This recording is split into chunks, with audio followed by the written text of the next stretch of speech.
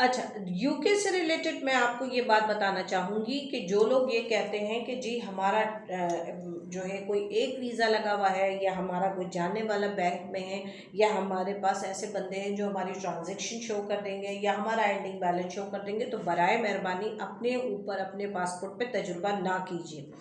आप इस सिचुएशन में होता ये है कि आप यूके वो वाहिद सबसे सेंसिटिव मुल्क है कि वो आप अगर 20 लाख शो करेंगे तो वो आपके लाइबिलिटीज़ और इनकम को बैलेंस करके चेक करवाते हैं कि आया ये 20 लाख इसके पास कहाँ से आ रहे हैं, इसके रिसोर्सेज क्या हैं, और वो कब इन हुए हैं और कब आउट हुए हैं। यानी कि वो बैलेंस रिपोर्ट मांगेंगे आपसे आपके इनकम का, लाइबिलिटीज़ का, आपकी स्टेटमेंट का, यानी वो सब आपस में मैच होने चाहिए। ये उन्होंने कोई आज कानून नहीं बनाया है, ये उनका सदियों पुराना कानून है। तो बराए मेहरबानी वो तमाम लोग जो ये सोच के कि हम एंडिंग बैलेंस शो कर देंगे, हम बैंक के जो है वो किसी जानने वाले से मिलके अपनी स्टेटमेंट बनवा लेंगे, तो जितने लाख की आप स्टेटमेंट बनवाते हैं उतनी ही लाख पैसे आपको इनकम में और लाइबिलिटीज़ में उन पैसों के साथ बैलेंस करना पड़ता। और ये बात सिवाय एक वकील के, एक मैच्योर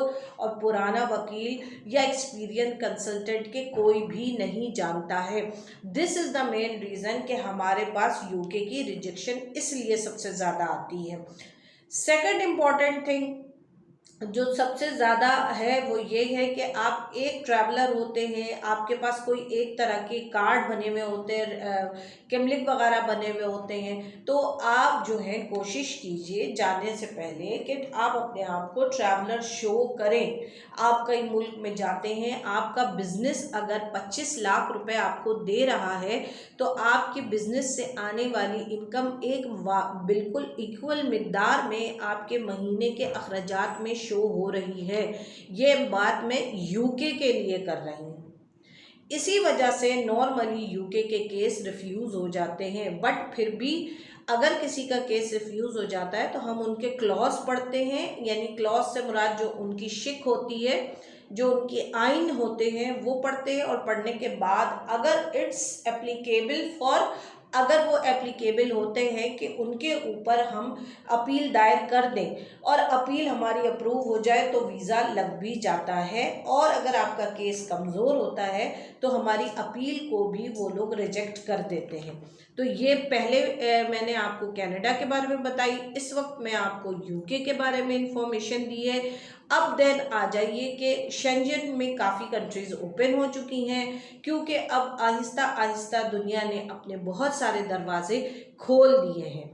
लेकिन चूँकि पाकिस्तान का कुछ ये सिचुएशन रहता है कि कहीं जाके पाकिस्तानी एक साथ एक ग्रुप में स्लिप हो जाते हैं, कहीं कोई इलीगल चला जाता है, तो इस वजह से पाकिस्तानी को जो है ज़रा प्रॉब्लम ज़्यादा आती है। देन एक इम्पॉर्टेंट बात जो है वो ये है कि उज़्बेकिस्तान के हवाले से जो मेरी पुरानी 1 साल पुरानी वीडियो देखता है, वो बराए मेहरबानी वीडियो पे पड़ी हुई डेट को ज़रूर देखा कीजिए कि वो मेरी 1 डेढ़ साल पुरानी वीडियो है। अब तो इस वक्त राइट नाउ अडेज हमें उज़्बेकिस्तान का विज़िट वीज़ा नहीं इशू हो रहा, तो हमारे पास बिजनेस करने और वहाँ पे जॉब तलाश करने की तो सवाल ही नहीं पैदा होता। हाँ, जैसे ही ये ओपन होगा तो हम आपको ज़रूर बताएंगे। एक दिन के लिए ई वीज़ा ओपन हुआ था, देन पाकिस्तानियों के लिए फिर उन्होंने क्लोज कर दिया। ना वो अभी स्टिकर दे रहे और ना ही वो ई वीज़ा दे रहे हैं। अब आगे आते हैं ये उज़्बेकिस्तान की चाइना। चाइना का आपका अगर जेड वीज़ा लग गया है, बहुत अच्छी बात है, लेकिन चाइना की फ़्लाइट्स पाकिस्तान से नहीं जा रही हैं। और इसका रीज़न ये है कि चाइना में इस वक्त कोविड की वजह से कुछ उनके शहर जो है वो बंद भी हैं, वहाँ रिस्ट्रिक्शंस भी बहुत हैं। तो लिहाजा बराए मेहरबानी अपना कीमती वक्त, अपना कीमती पैसा चाइना पे लगा कर टाइम ज़ाया करने की ज़रूरत नहीं है। इवन वो लोग भी जो रिपीट रिपीट रहे हैं 17, 18 और 19 में, और रेगुलर रहे हैं, वो भी अभी इस वक्त वीज़ा ना लगाएं, क्योंकि आपका वीज़ा लगेगा, एम्बेसी तो वर्क कर रही है, वीज़ा भी आपका लग जाएगा, बट जब फ्लाइट नहीं जाएगी तो आपके पैसे ज़ाया होंगे। ये वो सवालात हैं जो during Ramzan, during Eid vacations, holidays और ड्यूरिंग जो है वो लास्ट मंथ बहुत सवालात चले।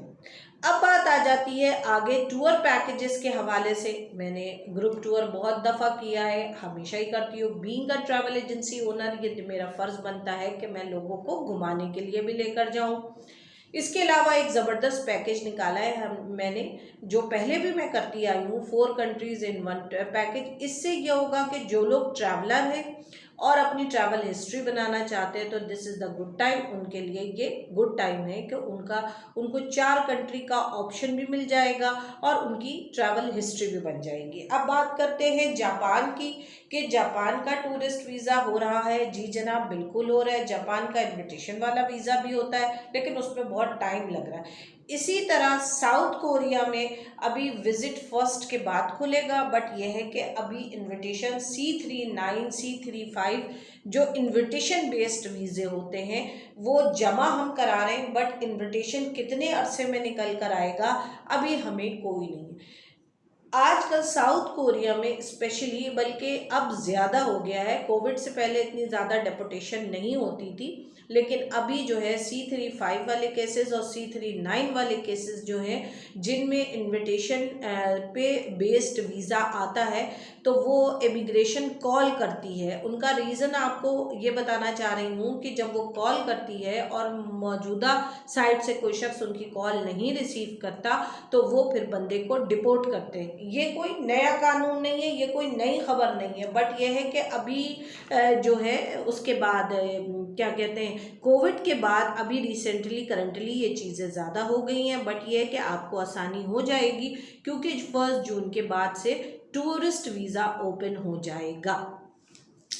ट्रैवल हिस्ट्री बनाने के लिए ज़रूरी है कि आप प्रॉपर तरीके से ट्रैवलर शो होने चाहिए। इसी तरह बैंक स्टेटमेंट में कुछ कंट्रीज़ में ये आसानी है कि आप पैसे डलवा लेते हैं, वो जस्ट आपका एंडिंग बैलेंस सर्च करते हैं, लेकिन स्पेशली फॉर यूके, क्योंकि यूके की रिजेक्शन सबसे बड़ी रिजेक्शन होती है। ठीक है, तो आप कोशिश करें कि अगर आप जितना पैसा डालते हैं उतनी अपनी सोर्स ऑफ इनकम को आपस में बैलेंस करें। ये एक वो सीक्रेट बात थी जो आज मैंने ओपन करके आप सबको बता दी है।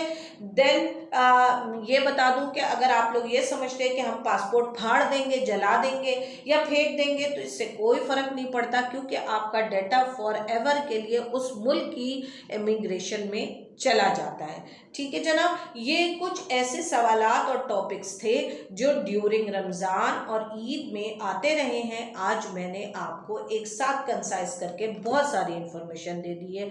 अपनी दुआओं में याद रखिएगा, आपकी दुआओं की तलबगार हूँ। एक बार फिर बहुत जल्द एक अच्छी सी वीडियो लेके आपके सामने हाजिर रहती हूँ। इजाज़त दीजिए, फ़ी अमानिल्लाह। इस वक्त सिर्फ मेरा 0302234099 वाला व्हाट्सअप चल रहा है, बराए मेहरबानी उस पर मैसेज कर दिया कीजिए। LCD टूट जाने की वजह से थोड़ा मोबाइल में प्रॉब्लम रह रही है मेरी, ठीक है। और मेरा पेरिस वाला नंबर सिम मेरे खो गई थी, तो अब मैं दूसरी सिम से आके व्हाट्सअप करूँगी और वीडियो में भी वो नंबर चला दूँगी। एक बार फिर हाजिर आती हूँ। अपना ढेर सारा ख्याल रखिए, इजाज़त दीजिए, फ़ी अमान अल्लाह।